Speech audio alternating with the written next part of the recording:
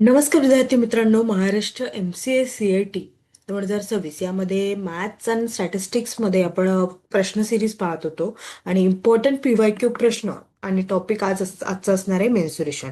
तर मेन्सुरेशनवरचे काही महत्त्वाचे प्रश्न आपण आज पाहणार आहोत, त्यामुळे हा व्हिडिओ शेवटपर्यंत नक्की बघा. मेन्सुरेशन हा असा टॉपिक आहे जे तुम्हाला मार्क्स गेन करण्यास मदत करेल मॅथ्समध्ये. त्यामुळे मेन्सुरेशन हा टॉपिक वगळू नका आणि त्याची छान प्रॅक्टिस करा. ओके. ग्लोबल ऑनलाईन आपल्यासाठी घेऊन आलाय महाराष्ट्र MCA एक्झाम 2026 यासाठीचा कम्प्लीट कोर्स, ज्यामध्ये तुम्हाला डेली लाईव्ह लेक्चर्स मिळणार आहेत, टॉपिक वाईज प्रॅक्टिस MCQs मिळणार आहे, फुल सिलेबस नोट्स मिळतील, फुल सिलेबस मॉक टेस्ट असणार आहे, फुल सिलेबस MCQ सिरीज सोबतच लॅपटॉप आणि वेब व्ह्यू सुद्धा असणार आहे. आपली बॅच आहे ती येत्या 2 मार्च पासून सुरू होते आहे आणि याची फीज आहे 2999. जर का तुम्हाला एनरोल करायचं असेल तर तुम्ही दिलेल्या नंबरवर संपर्क करू शकता किंवा ग्लोबल ऑनलाईन ॲप प्ले स्टोअरवरून डाउनलोड करू शकता. चला तर मग आपण आपल्या प्रश्नांकडे वळूया. पहिला प्रश्न आहे, a circle has radius of 21 centimetre, find its circumference and area. आपल्याला एक सर्कल दिलं आहे आणि त्याचा रेडियस सांगितलेला आहे 21 सेंटीमीटर. त्याचा सर्कम्फरन्स फाइंड करा असं सांगितलेलं आहे. सर्कम्फरन्सचा आपल्याला फॉर्म्युला माहिती आहे 2πr. 2 गुणीला 22/7 आपण लिहितो आणि आता आरचे आहे 21. ठीक आहे. गुणीला 3, 132 सेंटीमीटर. ठीक आहे. त्यानंतर आता आपल्याला area of circle and area म्हणताय ना, त्याच्यामुळे एरिया ऑफ सर्कल सुद्धा काढायचं. त्याचा फॉर्म्युला काय असणार आहे? πr² आहे. 22/7 गुणीला 21². ठीक आहे. मग 22/7 इंटू 21 3, आणि आपलं उत्तर असणार आहे 1386 सेंटीमीटर². म्हणजे आपलं उत्तर काय असणार आहे? ए असणार आहे 1386 सेंटीमीटर². यामध्ये आपण दोन फॉर्म्युले वापरले, एक सर्कम्फरन्सचा आणि एक एरियाचा. सर्कम्फरन्सचा कोणता आहे? 2πr, आणि एरिया ऑफ सर्कलचा काय असणार आहे? πr² आहे. ठीक आहे. ठीक आहे. अशा पद्धतीने सोल्युशन आहे. सर्कम्फरन्स ऑफ सर्कल 2πr आणि एरिया ऑफ सर्कल πr², आणि आपलं उत्तर आलेलं आहे 1386 सेंटीमीटर². नंतर समोरचा प्रश्न आहे, if one side of square is 4 centimetre then what will be its area and perimeter. जर का एक साइड स्क्वेअरची 4 सेंटीमीटर असेल, त्याचा एरिया आणि पेरिमीटर आपल्याला काढायचं आहे. काय आहे? Length 4 centimetre. तर एरिया आपल्याला त्याचा फॉर्म्युला माहिती आहे, काय असणार आहे? साइड स्क्वेअर असणार आहे, म्हणजे 4 × 4. ठीक आहे. इज इक्वल टू 4² जे आहे ते काय असणार आहे? 16 सेंटीमीटर² असणार आहे. आणि पेरिमीटर म्हणजे काय? सम ऑफ ऑल साइड. पेरिमीटर हे सगळ्यांना माहिती आहे. ओके. म्हणजे 4+4+4+4 म्हणजे एरिया स्क्वेअर असल्यामुळे. ठीक आहे. तर ते असणार आहे 16 सेंटीमीटर. म्हणजे आपलं उत्तर काय असणार आहे? ए असणार आहे 16 centimetre. Okay.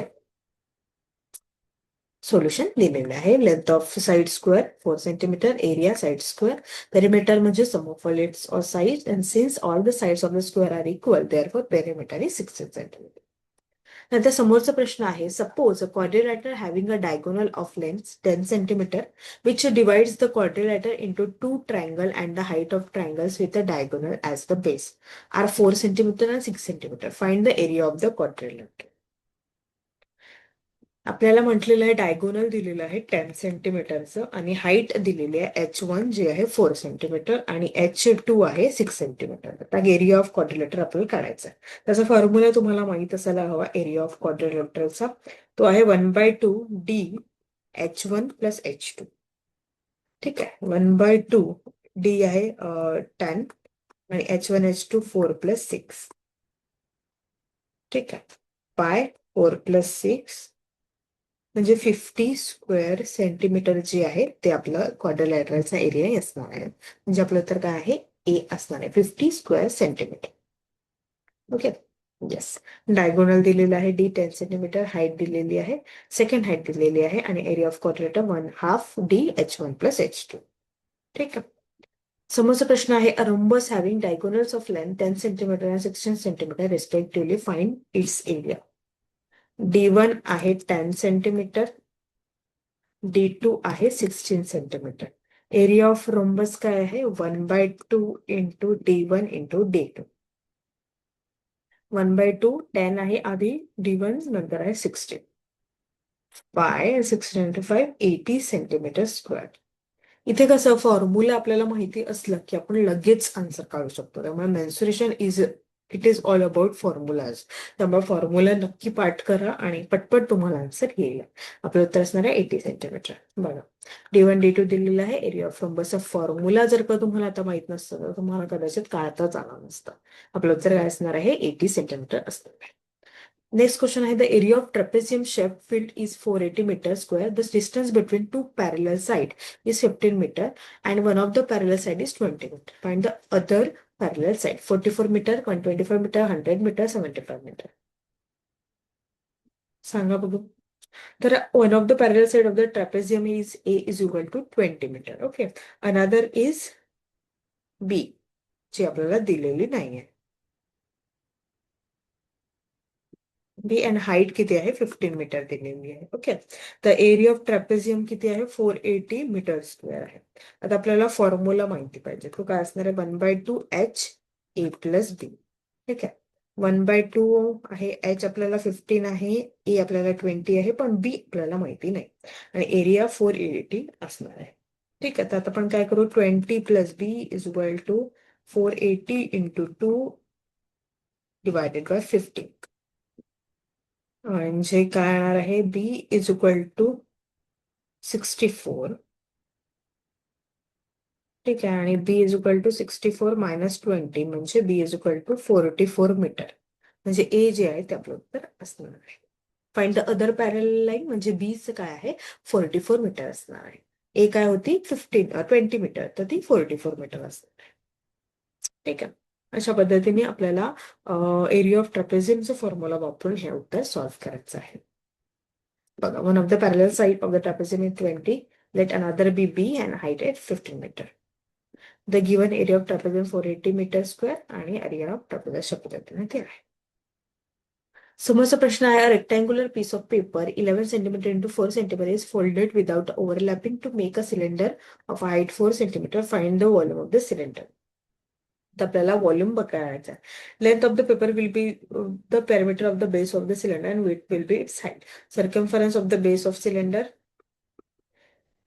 2πr is equal to 11 centimeter. 2 × 22/7 × r. r काय आहे?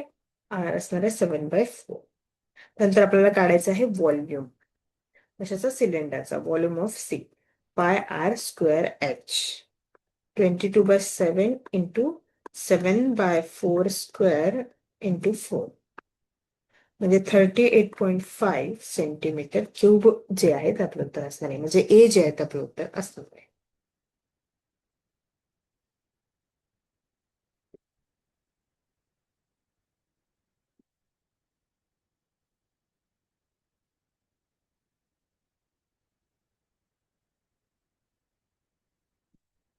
ओके.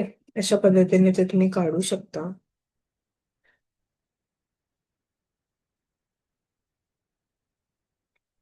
ते आपण सॉल्व्ह करता येते. इथं 7 जे आहे ते 7 कट होईल, 4 कट होईल, म्हणजे इथे एक एकच राहतील आणि अशा पद्धतीने तुम्ही उत्तर काढू शकता. 38.5. ओके. बघा, length of the circumference of base cylinder 2πr. हा फॉर्म्युला माहित पाहिजे. Volume of cylinder πr²h. अशा पद्धतीने आपण काही महत्वाचे मेन्सुरेशनचे प्रश्न आज इथे पाहिलेले आहे. आय होप ते तुम्हाला मदत होईल त्याची. आणि मेन्सुरेशन हा टॉपिक सोडू नका, चांगला अभ्यास करा त्याचा, कारण ते फॉर्म्युला बेस्ड असतं.